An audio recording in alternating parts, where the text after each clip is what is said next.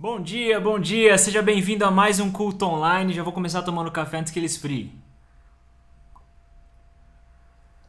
Quero te convidar a cantar ao Senhor. Vamos cantar juntos.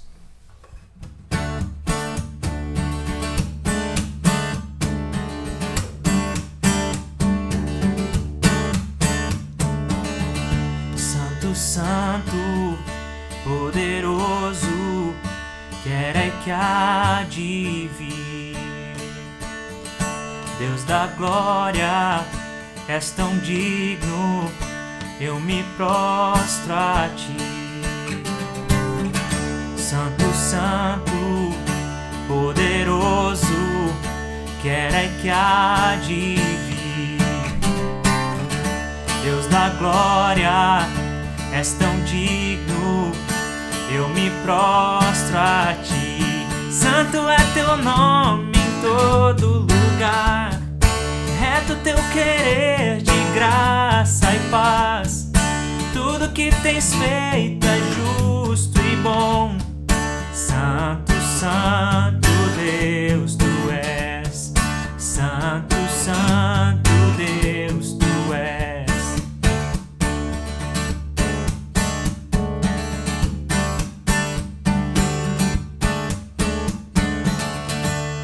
Santo, poderoso, quer é que há de vir. Deus da glória, és tão digno, eu me prostro a ti. Santo é teu nome em todo lugar, reto é teu querer de graça e paz. Tudo que tens feito é justo e bom. Santo, Santo Deus, tu és. Santo, Santo Deus. A honra, a glória pertencem a ti. O poder e o saber são teus. A honra, a glória pertencem a ti. O poder e o saber são teus. Santo é teu nome em todo lugar, reto teu querer de graça e paz. Tudo que tens feito é justo e bom. Santo, Santo Deus, tu és. Santo é teu nome em todo lugar, reto é teu querer de graça e paz. Tudo que tens feito é justo e bom. Santo, Santo Deus, tu és. Santo, Santo Deus, tu és.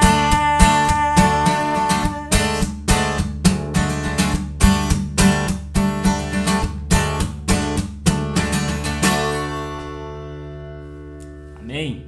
Esse é Deus que nós cantamos. Eu quero te convidar a cantar de novo o último trecho da música. Podemos louvar ao Senhor dizendo isso?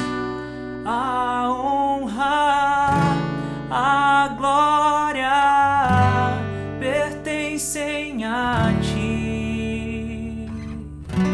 O poder e o saber são teus.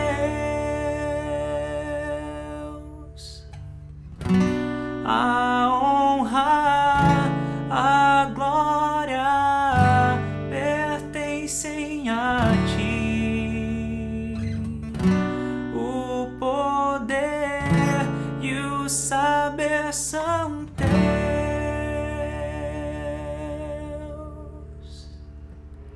É esse Deus que nós louvamos. Nós queremos exaltar o nome dele juntos nessa manhã.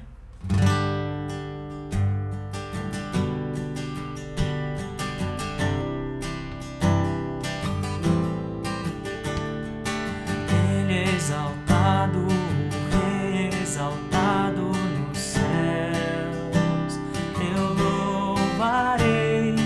Ele é exaltado pra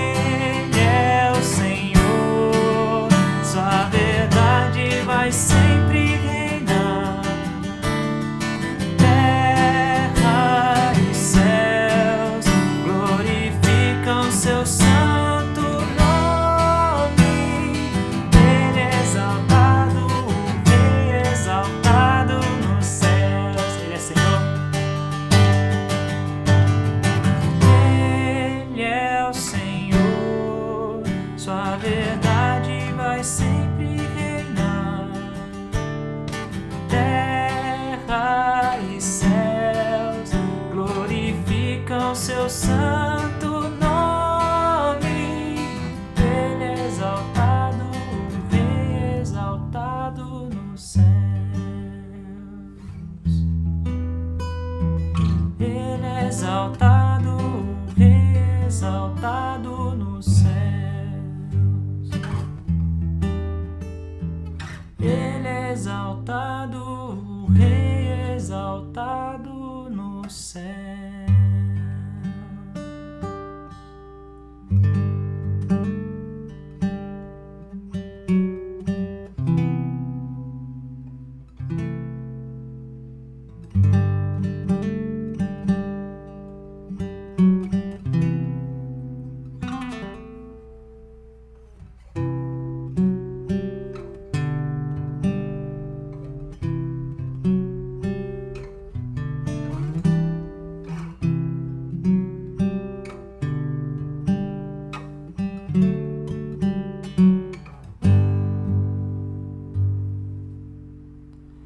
O nome de Jesus é poderoso.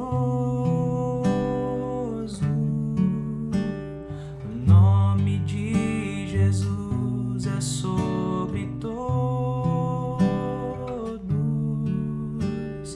Nome mais doce, nome mais lindo, nome sublime é o nome de Jesus.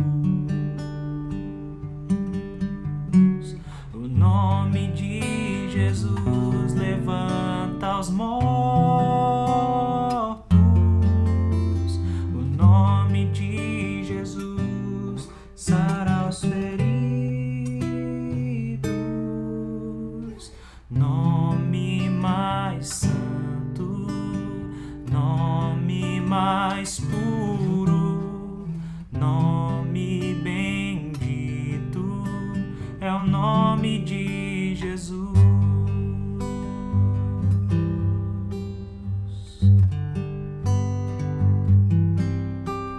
O nome de Jesus é poderoso. O nome de Jesus é sobre todos. Nome mais doce, nome mais lindo, nome sublime é o nome de Jesus. O nome de Jesus levanta os mortos. O nome de Jesus sara os feridos.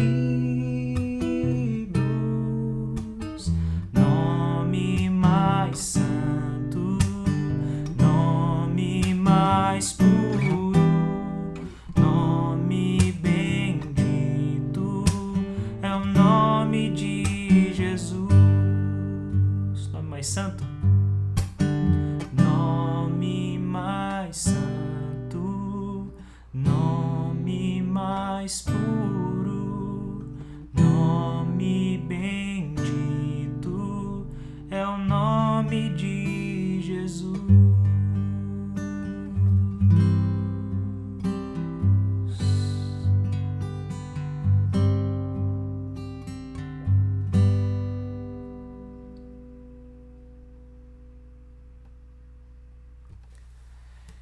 É sobre esse nome, é sobre essa pessoa que nós vamos começar uma nova série hoje. Essa nova série se chama Jesus? É difícil pronunciar essa interrogação aí, porque a série não chama Jesus, ela chama Jesus? E a gente vai brincar um pouco com esse conceito. É uma série sobre a pessoa de Jesus. Eu vi uma história uma vez de uma pessoa que estava no velório, no sepultamento do seu marido. E aí o celebrante do velório, a pessoa que foi fazer o momento fúnebre, né, o funeral ali, a pessoa começou a tecer elogios e exaltando o nome do falecido e dizendo como ele era bom, como ele era um bom marido. E aí ele falava algumas coisas, a esposa dava uma olhada assim no caixão. E aí ele continuava dizendo que ele era um bom trabalhador, que era um homem digno. E a esposa dava uma olhada no caixão assim, dava uma espiada. E ele continuava exaltando o falecido e a esposa sempre olhando, até que alguém perguntou: o que você tanto olha aí? E aí ela disse assim: olha, eu tô olhando para ver se é o mesmo homem. Eu tô olhando para ver se o que esse pastor tá falando corresponde a essa pessoa que tá aqui, porque o que eu conheço era diferente.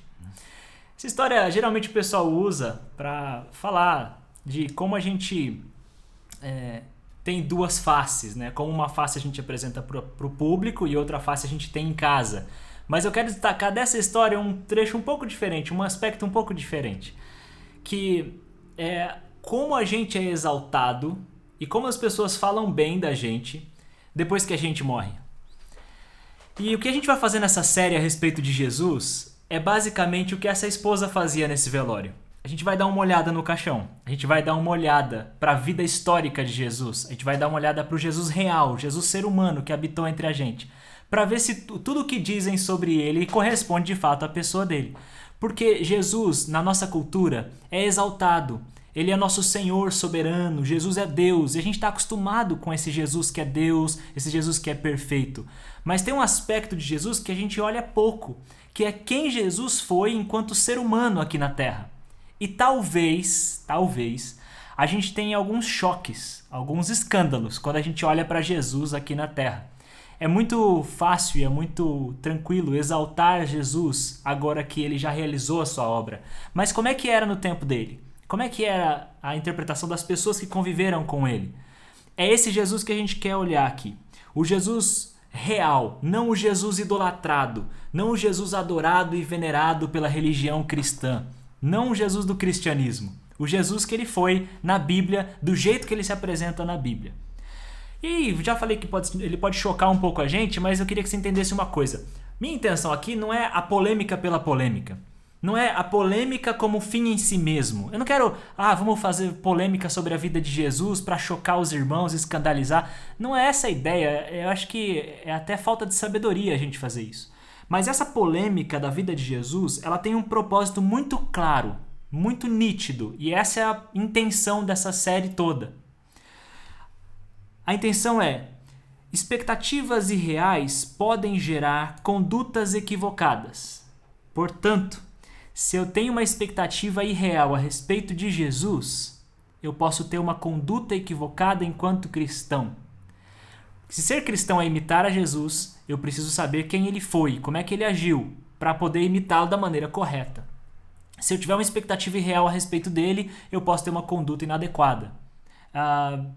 Imagina você o seguinte, imagina você que você quer muito comer churros e alguém diz pra você que o carro dos churros passa todo dia ao meio-dia. E aí você quer muito comer churros, você acredita naquela pessoa, você tem fé naquela palavra de que o carro dos churros passa meio-dia todo dia, você tem o dinheiro em mãos e você se posiciona. Meio-dia o carro vai passar, você como uma pessoa preparada, precavida, planejada, 10 para meio-dia você tá lá. Não, 15 para meio-dia.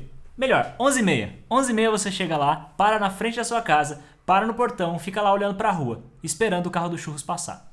Meio-dia, como você ouviu, como você crê, que você acredita, porque alguém te falou que meio-dia ele vai passar, meio-dia ele não passa. Aí dá meio-dia e 10, ele também não passa. Meio-dia e 15, ele também não passa. Meio-dia e meia, 1h, ele não passa. Você volta para casa triste, chateado, porque você não comeu o churros que você tanto queria. Mas você acredita que o carro dos churros passa todo dia ao meio-dia. Você pensa, talvez ele não tenha passado hoje, talvez tenha acontecido alguma coisa. No dia seguinte você vai para o mesmo lugar, no mesmo horário, espera e ele não aparece. No outro dia você vai para o mesmo lugar, para o mesmo horário, espera e ele não aparece. Você poderia perder a sua expectativa, abandonar aquela expectativa de que o carro dos churros passa todo dia ao meio-dia, mas isso vai depender do tamanho da sua crença, o quanto você acredita na mensagem de que o carro dos churros passa todo dia ao meio-dia. Quanto mais você acredita nisso, mais você vai tender a repetir esse esforço de ficar parado ao meio-dia na frente da sua casa. Percebe? Uma expectativa irreal pode gerar uma conduta inadequada, uma conduta equivocada. Você pode estar esperando o carro dos churros passar, quando na verdade ele não passa. Então, se a gente tiver uma expectativa irreal a respeito de Jesus, se a gente acredita num Jesus ideológico, num Jesus idealizado, num Jesus idolatrado, que é um ídolo, não é o Jesus real, é um ídolo no nosso coração, a gente vai perder a chance de se encontrar com o Jesus real das Escrituras.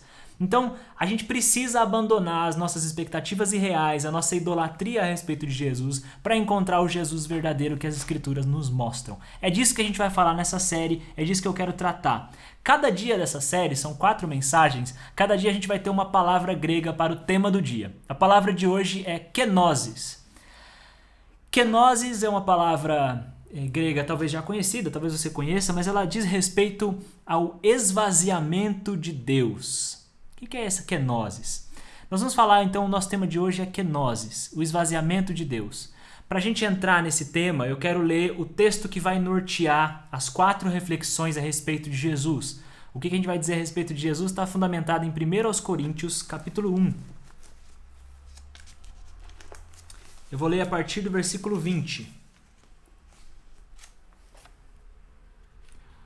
Onde está o sábio? Onde está o erudito? Onde está o questionador dessa era? Acaso não tornou Deus louca a sabedoria desse mundo? Visto que na sabedoria de Deus o mundo não o conheceu por meio da sabedoria humana, agradou a Deus salvar aqueles que creem por meio da loucura da pregação. Os judeus pedem sinais miraculosos e os gregos procuram sabedoria. Nós, porém, pregamos a Cristo crucificado, o qual de fato é escândalo para os judeus e loucura para os gentios. Mas para os que foram chamados, tanto judeus como gregos, Cristo é o poder de Deus e a sabedoria de Deus. Quero destacar o versículo 23. Nós, porém, pregamos a Cristo crucificado, o qual de fato é escândalo para os judeus e loucura para os gentios. Vamos fazer uma oração? Senhor, o nosso pedido aqui é que o Senhor fale aos nossos corações e nos revele a Tua face verdadeira em Jesus Cristo. Quanto mais nós nos afastamos da palavra, mais ideias nós elaboramos e criamos pelo nosso próprio intelecto e a nossa fantasia. Mas o Senhor se apresentou a nós como escândalo para os judeus e como loucura para os gentios. Então, Senhor, nós clamamos a Ti, que se revele a nós de maneira escandalosa, para que a gente seja chocado pela Tua face. Porque se a Tua face não nos choca, então nós assumimos o lugar de Deus. Se a Tua face não nos escandaliza, então nós já achamos que já sabemos tudo sobre o Senhor. E quando nós achamos que sabemos tudo sobre o Senhor, é aí que nós caímos. Então eu peço, Senhor, quebranta o nosso coração, quebranta a nossa mentalidade e dá a nós humildade para Te conhecer como o Senhor verdadeiramente é. Para que o Senhor seja para nós a rocha eterna da salvação. Em nome de Jesus. Amém. Amém. Paulo está dizendo que Cristo é um escândalo, é uma loucura. E ele vai dizer que só para quem crê é que ele faz sentido. Aí a gente pensa assim, mas eu creio, então se eu creio ele faz sentido. Mas você crê realmente no Jesus da Bíblia? Ou você crê no Jesus que foi ensinado a você? O Jesus que você ouviu desde criança, o Jesus que você aprendeu na escola bíblica dominical, o Jesus que você ouviu da boca de um pastor? Ou você realmente olhou para a Bíblia, para os evangelhos, Mateus, Marcos, Lucas e João, e ali você conheceu o Jesus verdadeiro? Essa é uma reflexão importante para a gente. Por quê? Naquele tempo, os judeus, eles esperavam a chegada de um Messias. Eles tinham uma alta expectativa a respeito do que seria esse Messias. Eles tinham a palavra dos profetas, eles tinham essa palavra sendo digerida e pensada ao longo de vários séculos. Então eles sabiam mais ou menos como era o Messias que viria. Eles tinham características desse Messias no imaginário deles. E acontece que esse imaginário deles era tão perfeito, tão ideal, tão maravilhoso, que nem Jesus atingiu. O que aconteceu é que eles imaginavam um Messias todo perfeito, todo imaculado. E aí, quando Jesus apareceu, eles tinham a imagem do Messias perfeito, que eles construíam no imaginário deles, e aí apareceu Jesus.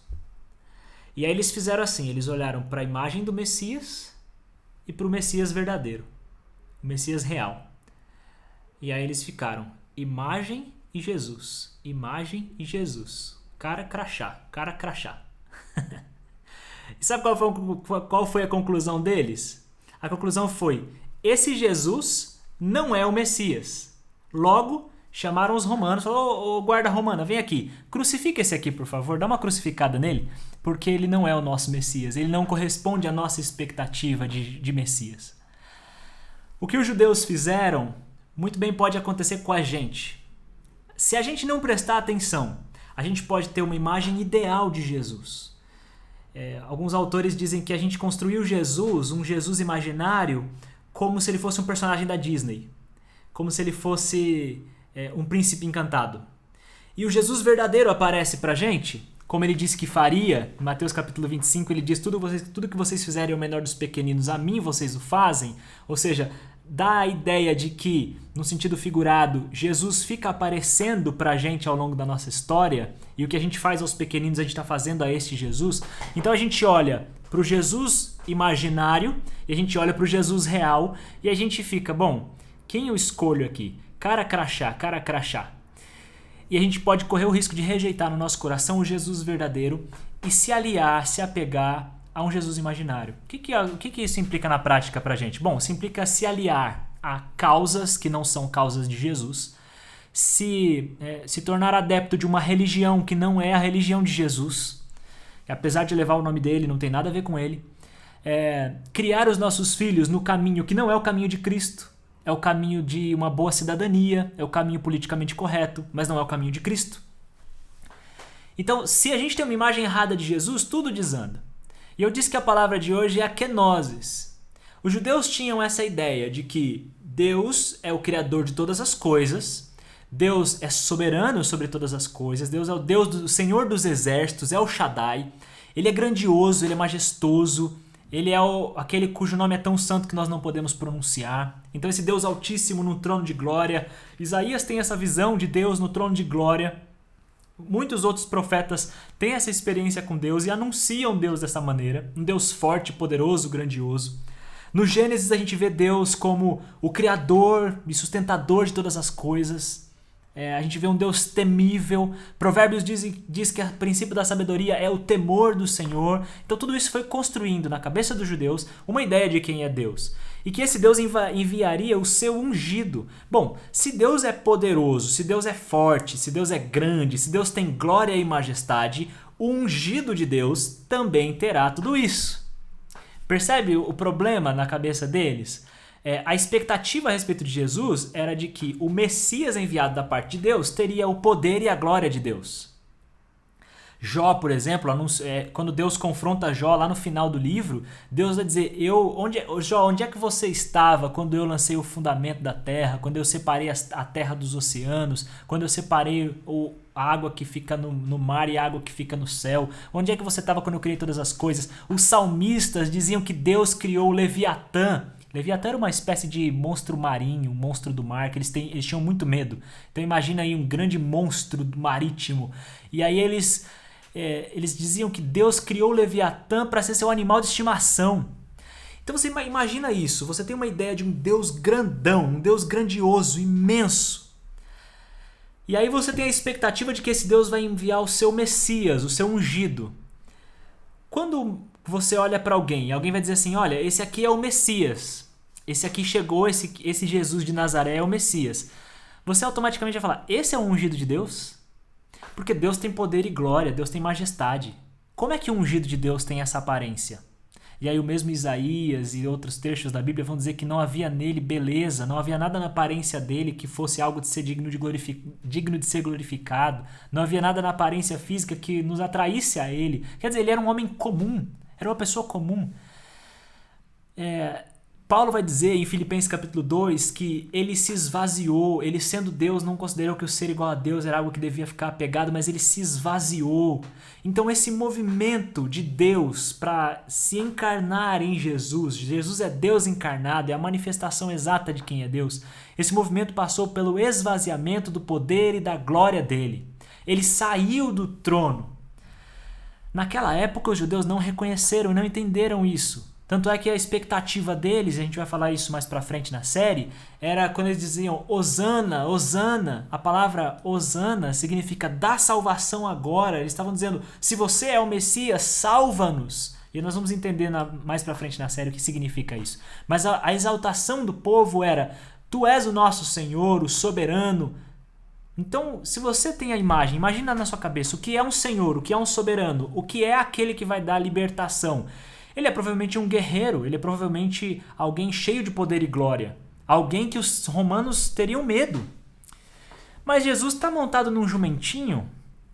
Jesus está andando de sandália pela Galileia, ao invés de ficar em Jerusalém, no templo principal em Jerusalém, ao invés de se aliar ao sumo sacerdote, Jesus vai andar com samaritanos. Jesus vai comer na casa de publicanos, que eram aqueles que eram tidos mais ou menos como os corruptos do povo, eram os traíras, né? Eles eram judeus que trabalhavam para Roma na coleta de impostos.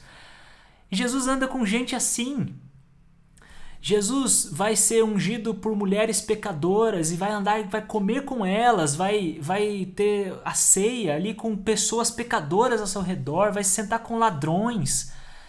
E aí o povo vai olhar e vai falar, bom, esse não é bem o que eu estava esperando. O Messias que eu esperava não é bem essa pessoa que anda com ladrões, essa pessoa que anda com prostitutas, essa pessoa pobre, essa pessoa simples, essa pessoa de aparência comum. Jesus era tão comum que Judas precisou dar um beijo nele para que os soldados soubessem quem era. Imagina isso, os soldados vão prender Jesus e no meio de alguns discípulos eles não conseguiriam saber quem é Jesus. E Judas diz assim, ó, aquele que eu der o beijo é Jesus, porque eles não tinham como distinguir. Na aparência de Jesus, era um homem comum. E essa ideia dos judeus era tão firme que depois que Jesus fez toda a sua obra, alguns convertidos cristãos começaram a dizer, não é possível que Jesus era tão comum assim, não é possível que Jesus era tão simples e tão humilde assim. Ele era Deus, mas ele só tinha aparência de homem, ele não tinha carne e osso. Ele não podia ter matéria, porque ele era muito santo, exaltado, grandioso. E aí João vai escrever o Evangelho de João para dizer, não, gente, ele era o verbo no princípio, mas ele se fez carne e habitou entre nós. E a primeira carta de João vai dizer, nós vivemos com ele, nós tocamos nele, nós apalpamos ele. Quer dizer, Jesus era homem comum como a gente. A mensagem que os discípulos pregaram é, Jesus se esvaziou. Jesus é Deus sem poder e sem glória. Ah, mas Jesus fez milagres. Se você olhar o Antigo Testamento, muitos outros profetas faziam milagres. Tanto que em Atos tem uma discussão e alguém vai entrar em defesa de Jesus dizendo, olha, antigamente muitos já fizeram milagres, os milagres não querem dizer nada.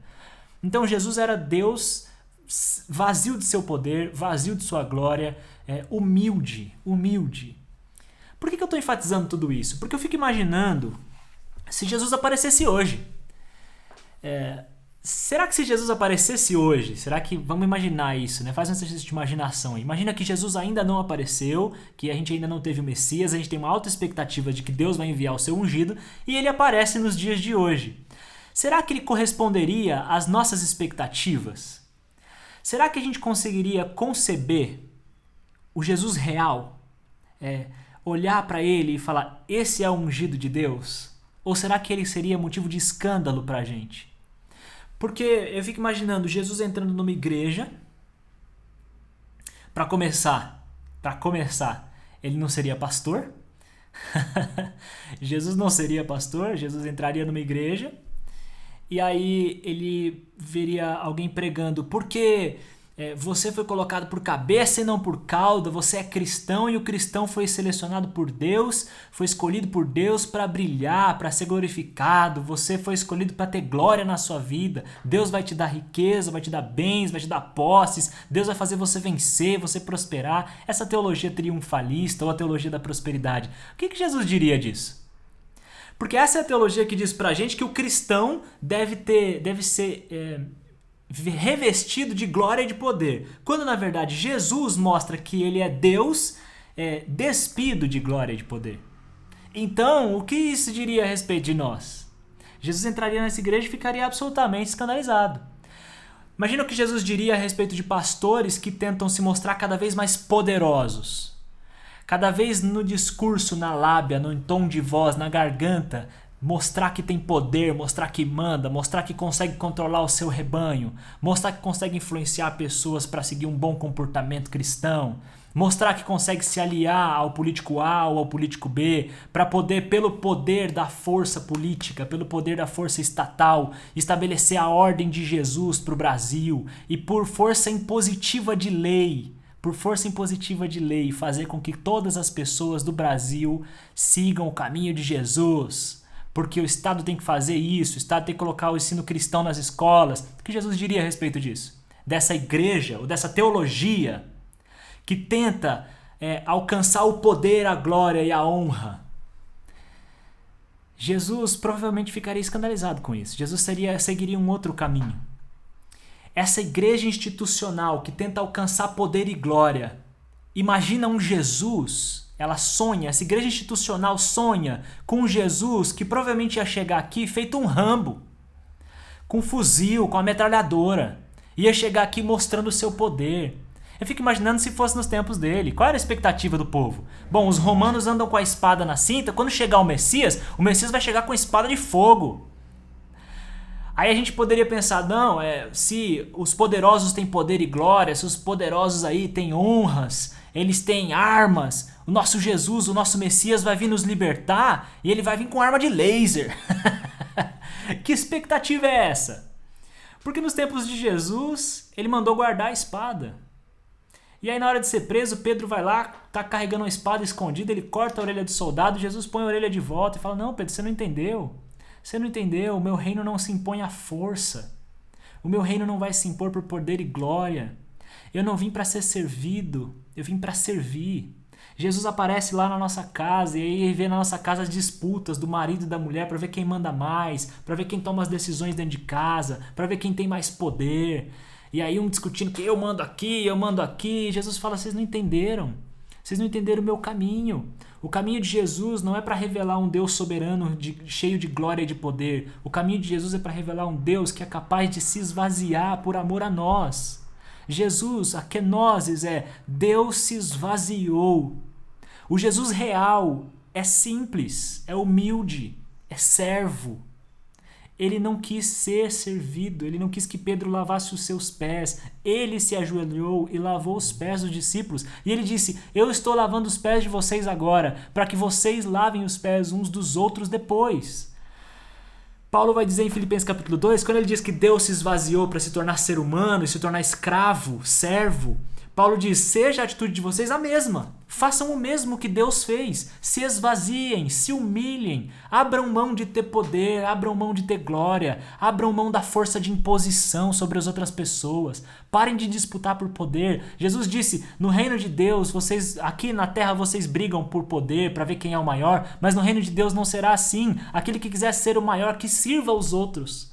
É o contrário, kenosis, Deus se esvaziou. Esse é o Jesus da Bíblia, esse é o Jesus dos evangelhos, é Deus que abre mão do poder. Então, ser cristão é abrir mão de ter poder, é abrir mão de ter razão, é abrir mão de vencer as discussões, é abrir mão de dar a palavra final, é abrir mão de ter tanto poder no discurso e tanto poder de autoridade para poder dizer para o outro, cale a sua boca, para poder lacrar a palavra do outro. É abrir mão disso. Ser cristão é abrir mão disso. Jesus na cruz, vendo os soldados zombando dele, ele não disse, olha, eu vou dar aqui a palavra final e vocês não vão ter mais o que dizer. Na cruz, ele olhou para os soldados, tirando o sarro dele, e ele disse, pai, perdoa eles porque eles não sabem o que fazem. Ele deixou os soldados livres, perdoados. Então Jesus não é aquele que retruca, Jesus não é aquele que dá a palavra final, não é aquele que lacra no discurso, não é aquele que faz o outro ficar em silêncio. Jesus é aquele que fica em silêncio para que o outro possa falar a besteira mais absurda que quiser falar. Jesus é aquele que abre mão do poder. Esse é o Jesus da Bíblia. Então, essa mensagem que diz para você que ser cristão é ter poder, ser cristão é ter controle, ser cristão é impor as coisas, ser cristão é dominar sobre as coisas, ela não está alinhada com o Jesus da Bíblia. Então, permita que o Jesus da Bíblia escandalize você. Permita que esse Jesus vazio de poder e de glória, esse Jesus que não tinha onde reclinar a cabeça, esse Jesus que andava sustentado pela oferta de mulheres, esse Jesus que... Gente, vamos colocar aqui. Andar sustentado por oferta das mulheres naquele tempo era o mesmo que receber esmola. Jesus vivia de esmola. Esse é o Jesus da Bíblia. Esse é o Jesus real. Então, se a gente está querendo crer num Jesus cheio de poder e de glória, se ele aparecesse hoje na nossa frente, será que a gente reconheceria esse Jesus? Será que a gente não pediria a crucificação dele do mesmo jeito? Será que a nossa conduta cristã, quando eu digo que eu sou cristão, será que eu sou alguém que se parece com esse Jesus?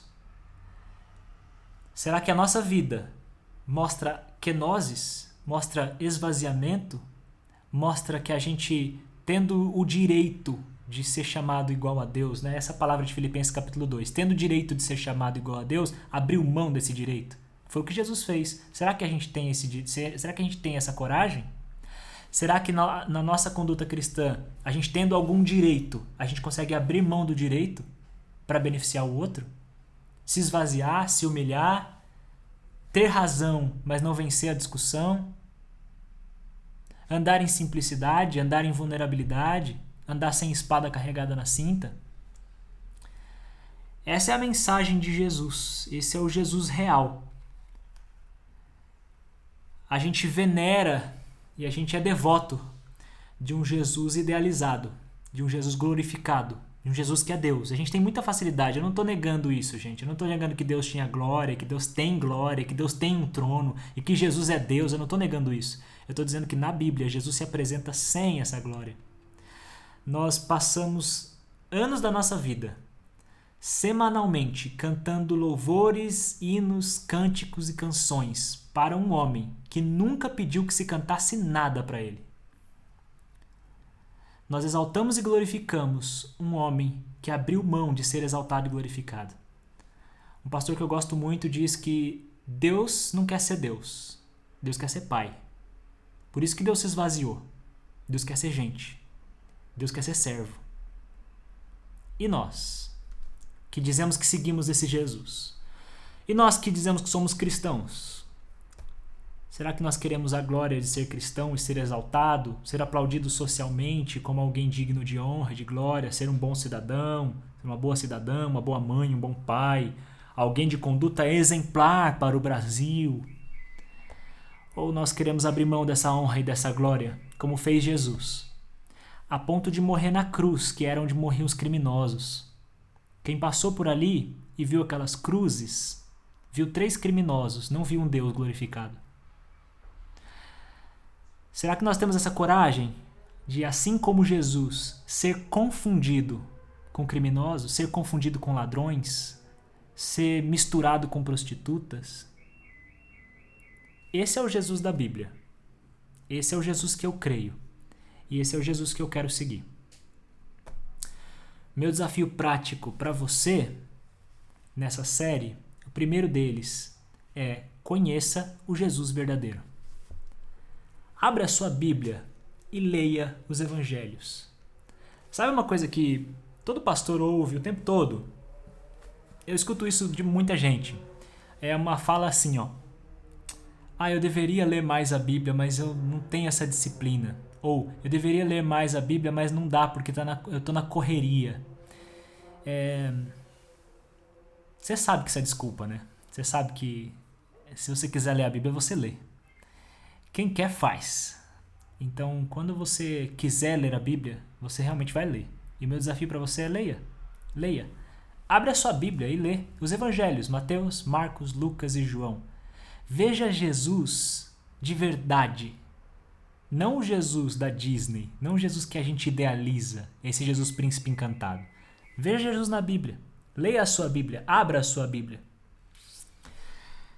E o segundo desafio, que tem a ver com a mensagem de hoje, é: se esvazie. Kenoses. Siga o caminho de se humilhar.